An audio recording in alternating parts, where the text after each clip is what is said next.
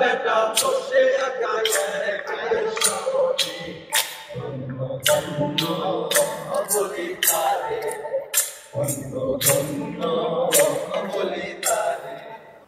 কবিগুরু রবীন্দ্রনাথের গভীর অনুরাগের উল্লেখ আছে ছিন্নপত্রাবলীতে।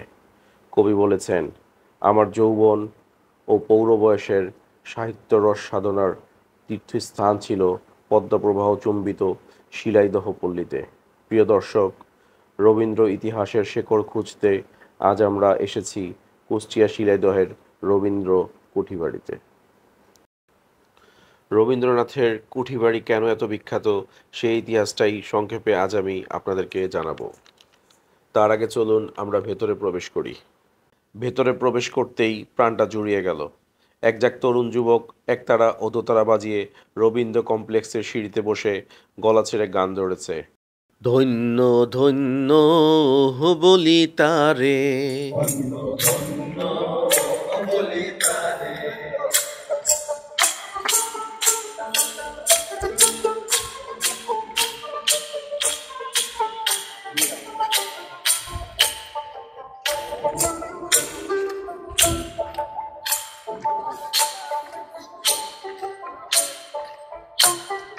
পুকুর নিচে সারি সারি সারি নজর সারি, পুকুর নিচে সারি সারি সারি নজর সারি, আলম পাই যেতে পারি, আলম পাই যেতে পারি, সুন্দর জাগুলে জবি ধন্য ধন্য বলি তারে ধন্য ধন্য বলি তারে। পেয়েছে এমন ঘর, পেয়েছে এমন ঘর, শূন্যের উপর আমারই শূন্যের উপর পূর্ণা করে ধন্য ধন্য বলি তারে ধন্য ধন্য বলি তারে ধন্য বলি তারে ধন্য বলি তারে। রবীন্দ্রনাথের স্মৃতি বিজড়িত তার ব্যবহৃত কিছু জিনিস এখানে সংরক্ষণ করে রাখা হয়েছে। চলুন আমরা ভেতরে প্রবেশ করে তা দেখে আসি। রবীন্দ্রনাথের শৈশব থেকে বৃদ্ধ বয়স পর্যন্ত উনি দেখতে কেমন ছিলেন তা এই ফ্রেমে সারিবদ্ধভাবে সাজানো হয়েছে।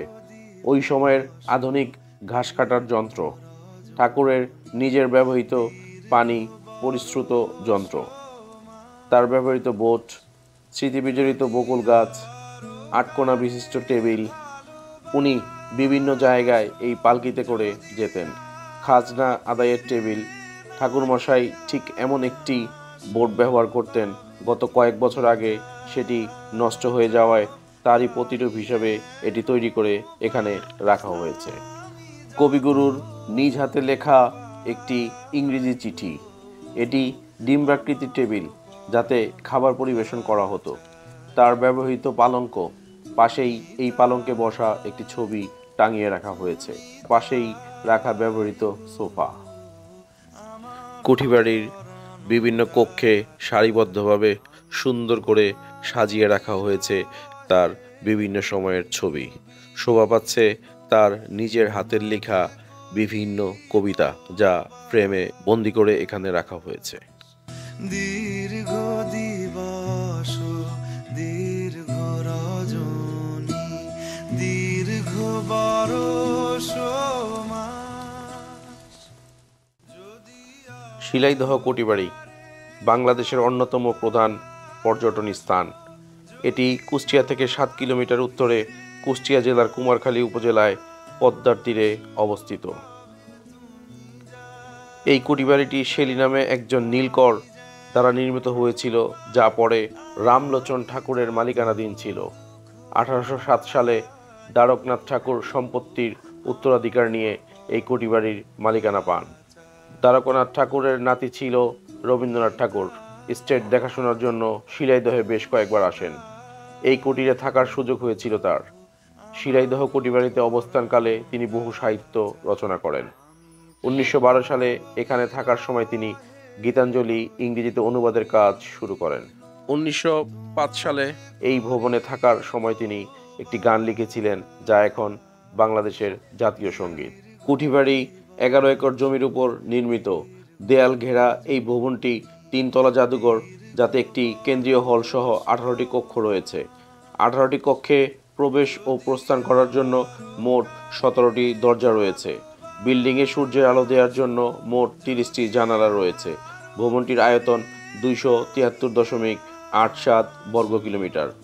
ইন্দো সারাসনিক শৈলীতে নির্মিত এই ভবনটি 8.71 মিটার উঁচু। এটি একটি টেনিস কোর্ট। রবীন্দ্রনাথ প্রায় সময় এখানে টেনিস খেলে থাকতেন।